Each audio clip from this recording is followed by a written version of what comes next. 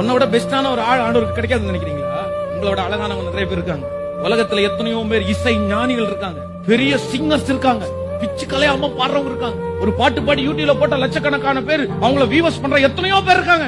நல்லவங்க இருக்காங்க, helping mind உள்ளவங்க நிறைய பேர் இருக்காங்க. உன் கூடயே காலேஜ்ல படிச்சதுலயே எத்தனையோ நல்ல பிள்ளைங்க இருந்தாங்கல்ல, அம்மா அப்பாவுக்கு கீழ்ப்படியவங்க இருந்தாங்கல்ல. அதனால அவருடைய லிஸ்ட்ல இருந்து உன் பேரை தூக்கி போட்டுட்டு இன்னொரு பேரை ஆட் பண்ணணும் அப்படின்றத அவ்வளவு சுலபமா செஞ்சிருவாரு. ஆனாலும் இல்லடா, உன்னை தூக்கி போறதுக்கு எனக்கு மனசே இல்ல, உன்னை ரிஜெக்ட் பண்றதுக்கு எனக்கு மனசே இல்ல.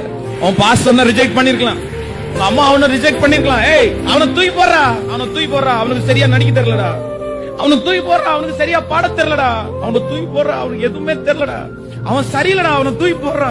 அவன் எதுக்கு? அவன் மூஞ்சிய பாரு, அவன் கலரை பாரு. எத்தனையோ பேர் உன்னை தூக்கி தூக்கி வேணாம் வேணான்னு விசாரிச்சாலும் ஏசப்பா அவனுடைய கையில மட்டும் உன்னை இன்னைக்கும் கர்த்தர் வச்சிருக்கிறார்.